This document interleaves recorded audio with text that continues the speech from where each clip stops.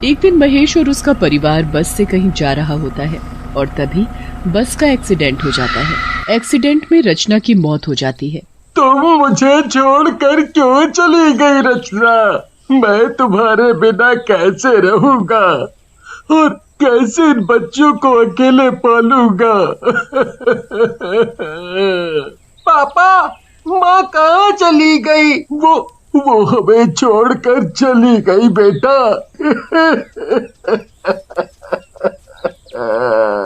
कुछ दिन ऐसे ही बीत जाते हैं, पर महेश बच्चों को अकेले नहीं संभाल पाता। वो कभी काम पर जाता तो कभी कभी उसे घर पर रहना पड़ता। पापा, आज चिंकू को चोट लग गई। मैं घर में खाना बना रही थी और पता नहीं वो कब बाहर खेलने चला गया। वो पढ़ाई भी नहीं करता। बिन माँ के तुम बच्चों के साथ ऐसा हो रहा है। अगले दिन पड़ोस के चाचा महेश के लिए एक रिश्ता लेकर आते हैं। लड़की मेरे जान पहचान की है, उसका इस दुनिया में कोई नहीं है। अब उसकी जिम्मेदारी मेरी ही है। अगर तू चाहे तो मैं उससे बात करूं। चाचा जी, आपको तो सब पता ही है कि बच्चों की क्या जिंदगी हो गई है उनकी माँ के बगैर। उनको माँ की सख्त जरूरत है। आप उस लड़की से बात कर लो। ठीक है बेटा। महेश की शादी सरिता नाम की एक लड़की से हो जाती है। शुरू शुरू में तो वो लड़की बहुत ही अच्छे से रहती है। एक दिन सरिता कुएं से पानी भर कर लाती है और मटके को घर के अंदर रखने ही वाली होती है कि उसे चक्कर आ जाते हैं और वो जमीन पर गिर जाती है। माँ, क्या हुआ आपको माँ? जल्दी से बाबा को खेतों से बुलाकर लेकर आ। चीकू भागते हुए महेश को बुलाकर लाता है। महेश उसके मुंह पर थोड़ा पानी के छींटे डालता है और सरिता को होश आ जाता है। उसके बाद वो सरिता को वैद्य जी के पास लेकर जाता है तो पता चलता है कि सरिता माँ बनने वाली है। ये खबर सुनकर सरिता और महेश बहुत खुश हो जाते हैं। चीकू और पिंकी भी इस बात से बहुत खुश होते हैं कि उनके घर में एक छोटा बच्चा आने वाला है। वो अपनी माँ का बहुत ध्यान रखते हैं, पर जब सरिता के अपना बेटा हो जाता है तो वो बहुत बदल जाती है। चीकू, इधर मत खेलो, चलो बाहर जाओ यहाँ से। तुमको दिखता नहीं यहाँ छोटा बच्चा सो रहा है, उसे लग जाएगी। माँ, मैं तो चुपचाप बैठकर ही खेल रहा हूँ। मुझसे जुबान लड़ाने की जरूरत नहीं, समझे? चलो निकलो बाहर। रोज रोज सरिता बच्चों को किसी न किसी बात पर डांटती रहती है और उनका बिल्कुल ध्यान नहीं रखती। एक रात सरिता महेश से बात करती है। देखो, मैं इन बच्चों से बड़ी ही परेशान हो गई हूँ। समझ नहीं आता ये दोनों हमेशा मेरे बेटे को क्यों नुकसान पहुँचाने की कोशिश करते हैं। ऐसी बात नहीं है सरिता, वो तो अपने छोटे से भाई को बहुत ही प्यार करते हैं। अरे आपको नहीं पता, आप कौन सा यहाँ रहते हो? वो नहीं चाहते इस घर में कोई और बच्चा रहे। सरिता बड़ी चालाकी से महेश के मन में बच्चों के खिलाफ कड़वी कड़वी बातें भर देती है। महेश भी अपने बच्चों से नफरत करने लगता है और एक दिन वो सरिता की बातों में आकर बच्चों को घर से बाहर निकाल देता है। ऐसे मत करो हमारे साथ, हम कहाँ जाएंगे? हमें मत निकालो। मैं कहीं नहीं जाऊंगा, मुझे यही रहना है मम्मी पापा के साथ।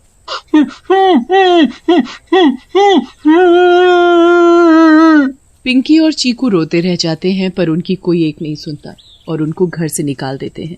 बेचारे बच्चे रोते रोते वहाँ से चले जाते हैं। रास्ते में चीकू को बहुत तेज भूख लगने लगती है। दीदी, दीदी, मुझे बहुत तेज भूख लग रही है, कुछ खाने को दिला दो। भूख तो मुझे भी लग रही है चीकू, पर मेरे पास एक भी पैसा नहीं है, तो कैसे तुझे कुछ दिलाऊं? तो क्या हम भूखे ही रहेंगे? नहीं चीकू, मैं कुछ इंतजाम कर लूंगी और तुझे भूखा नहीं रहने दूंगी। चल अभी उस पेड़ के नीचे चलकर बैठते हैं, यहाँ बहुत तेज धूप है। पिंकी और चीकू एक बड़े से पेड़ के नीचे जाकर बैठ जाते हैं और तभी वहाँ एक बर्फ के गोले वाला आ जाता है। गोला खा लो गोला, ठंडा ठंडा रंग बिरंगा गोला खा लो, रस भरी काला खट्टा संतरा सभी का स्वाद लो। गोला लो, गोला लो, गोल गोल गोला लो। दीदी, मुझे बड़ी प्यास लग रही है, इन अंकल से एक गोला ही दिलवा दो ना। अभी तुझे बताया ना कि मेरे पास एक भी पैसा नहीं है, फिर भी तू बेकार की जिद कर रहा है। अरे बच्चों, गोला ले लो, गोला बहुत स्वाद है, एक बार खाओगे तो खाते रह जाओगे। नहीं अंकल, हमारे पास पैसे नहीं है। ओह अच्छा। पिंकी और चीकू को वहाँ बैठे बैठे रात हो जाती है। चीकू बेचारा भूखा ही उस पेड़ के नीचे सो जाता है। गोले वाला वहाँ से चला जाता है। आज का दिन तो जैसे तैसे निकल गया, पर कल क्या होगा? हम क्या खाएंगे? अचानक पेड़ से एक आवाज आती है। बच्चों, यहाँ क्या कर रहे हो? मरने आए हो क्या यहाँ?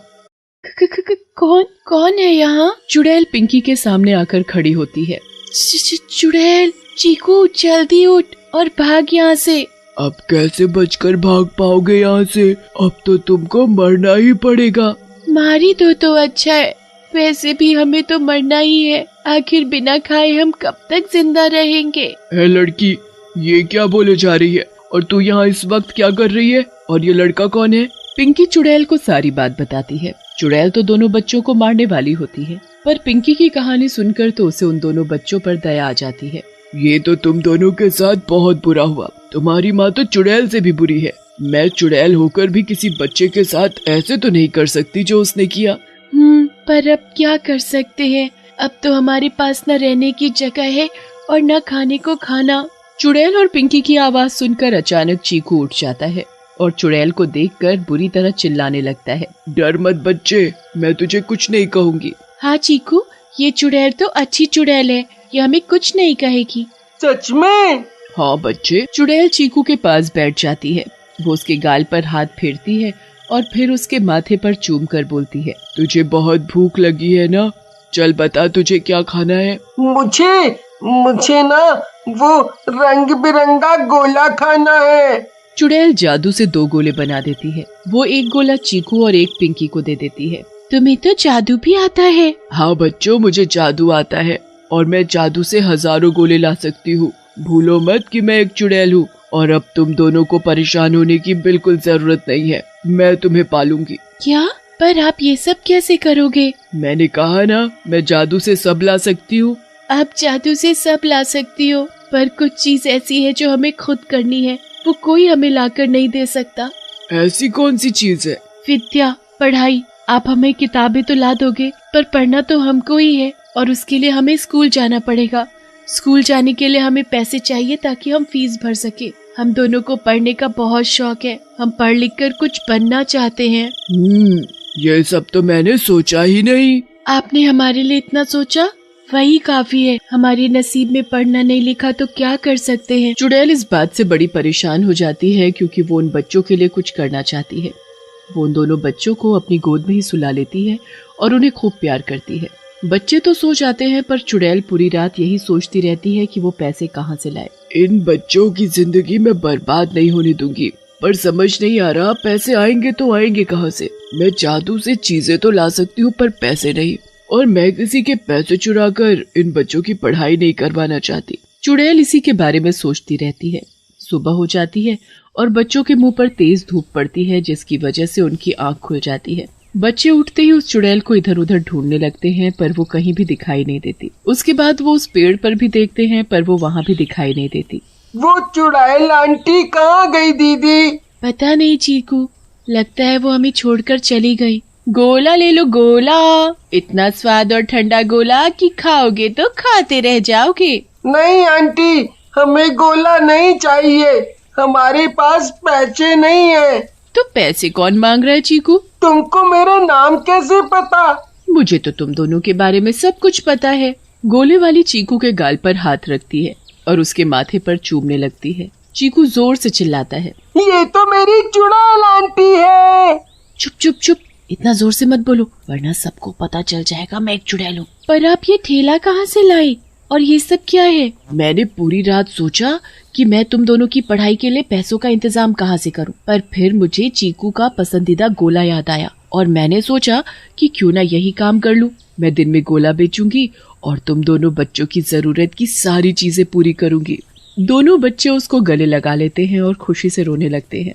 अब से आप ही हमारी माँ हो। हाँ सच में, अब हम आपको माँ ही बोलेंगे। मेरे प्यारे बच्चे, चलो अब तुम यहीं बैठो और मैं गोला बेच कर आती हूँ। चुड़ैल गोले वाली के रूप में पूरे गांव में गोला बेचने निकल पड़ती है।